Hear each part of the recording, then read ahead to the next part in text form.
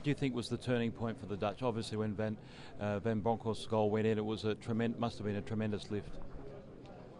Yeah, the first goal was fantastic, of course. But after that, we received one goal from Holland. I think the turning point in the game was the 2-1. And what about? Do you think at some stage Uruguay got a hold of the midfield after Dezal's injury? Is that the way you saw it? No, we played not.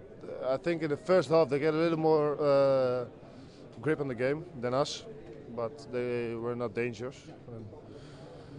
And the turning point in the game was the 2-1. Then we get more space. They have to come. We get more space, and then we make the 3. I think we could make 4 or 5-1. But we receive just before time. We receive one goal, and then we get a few hectic moments, but we deserve to win today. And do you think it was the hectic moments brought the best out of the character of this Dutch team in the dying minutes of the match? Yeah, but I was not afraid of that because we see that the whole tournament already. So that was not my. I was not afraid of that. So. Yeah. And who do you prefer to meet in the final? Would it be Germany or Spain? For me, it doesn't matter. I'm gonna watch that tomorrow. But it's nice to win one time from the Germans. Marcel, let's start.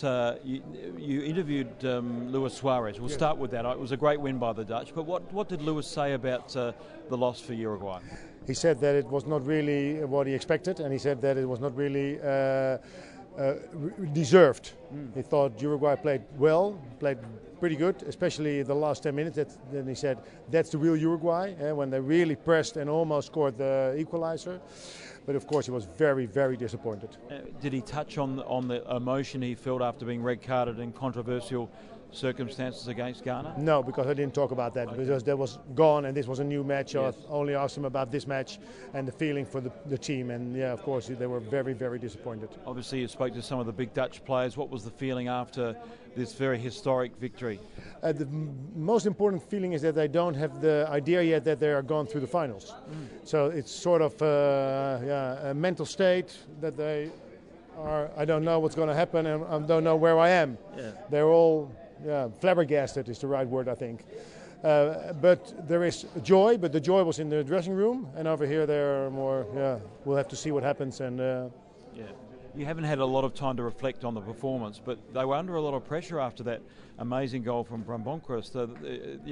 Uruguay put them under sustained pressure. Absolutely, they were not playing well at all, I think. I think even Uruguay was playing better, and they got the equalizer, and then I said to my colleague, I said, I think we're going to lose here because Uruguay was having the best of the match.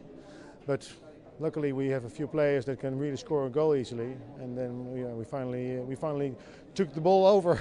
And it's something like 24 matches unbeaten now, and the team's 25, I think. 25 now, and it still comes under criticism for the brand of football. Yes, that's true. Yeah, even now. And they got annoyed when I asked them because they didn't play well, especially not in the first half. Second half was much better, but then they should have scored more goals and should have made the difference bigger so that it would not have been exciting anymore in the end. But they don't like being criticized. No soccer player does.